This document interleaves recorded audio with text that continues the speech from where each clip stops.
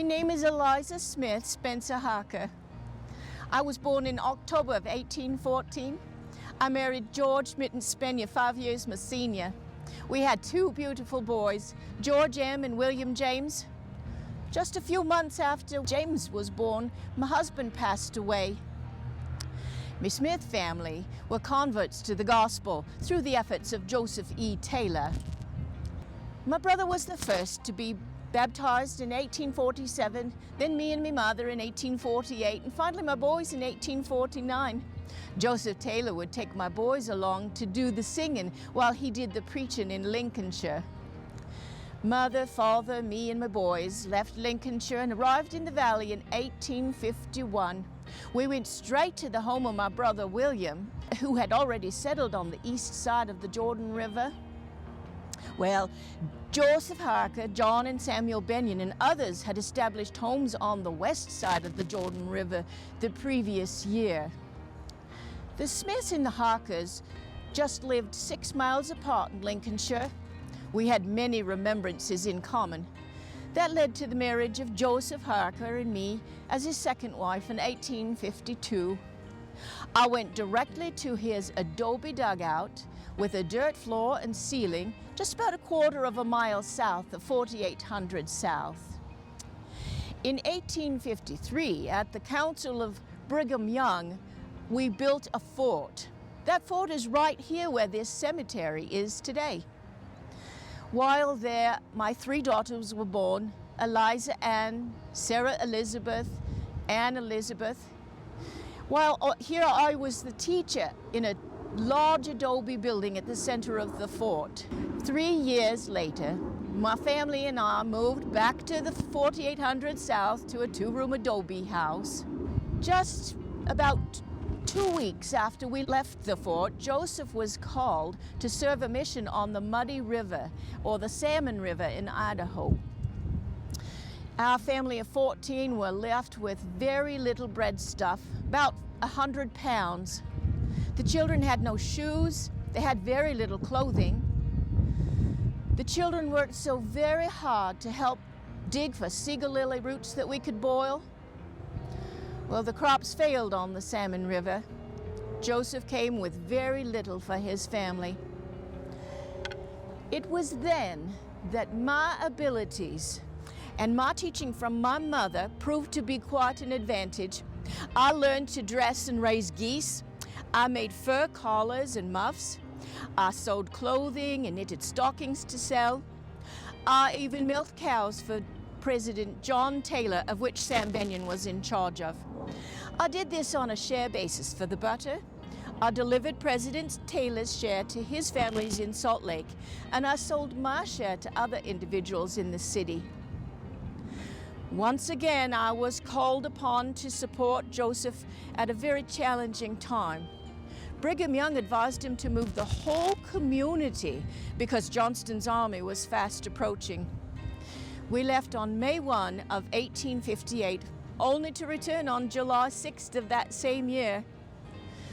Crops were better that year. Feed for the sheep and the cattle was better on the West Mountain in Rush Valley. Well, Sarah Elizabeth passed away in 1855. Ann Elizabeth, at only 2 years old, passed away in 1857. Joshua was born that same year, but at 17 years old was struck by lightning while riding a horse on State Street. My oldest son, George M., was also killed by lightning while atop a haystack working his farm years later. That farm is right where Taylorsville High School is today. David was born in 1861 and died in 1864. My dear children are buried with me in the Salt Lake Cemetery in the Spencer Benyon plot. My oldest daughter, Eliza Ann, she's the oldest daughter of Joseph Harker as well. She became a beautiful person. She married Hiram Benyon Sr., the son of Sam Benyon. Conditions improved. The farms grew larger, the livestock business expanded. But I was greatly disappointed in my family's situation. George and James took very good care of our little family. In my independent way, I knew that I could continue to give my children all the care they needed. I secured a bill of divorcement. Joseph agreed to pay for the rearing of the children. We reconciled, and years later, though, my 2-room adobe house was in great disrepair. George and James built me a 2-room brick house with a log cabin at the rear. George and his wife, Angeline, lived with me for a year.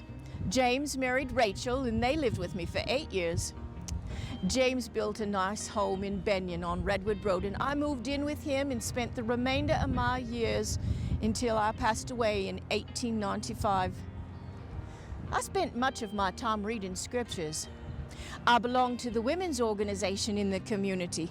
It was called the Relief Society.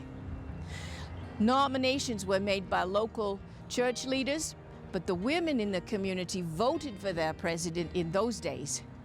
We organized in 1868. Elizabeth Pixton became our first president. When she moved down to Leeds by St. George, I was elected president. I spent 17 years of my life doing all I could for those in need, all the while being a single woman. I tried to be considerate and care for those in need in association with Bishop Sam Benyon. His greatest quality was his kindness to the poor.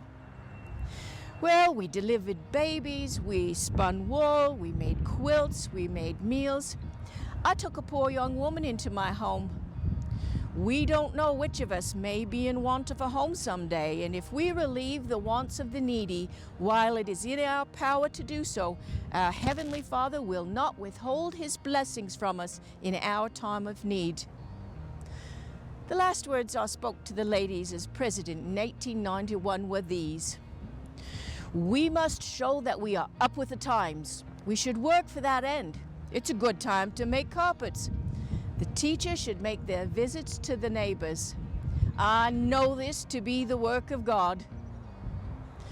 We should have a testimony for ourselves and teach our children the word and be useful." Well, even today, I hope only the best for the people of Taylorsville and for their children.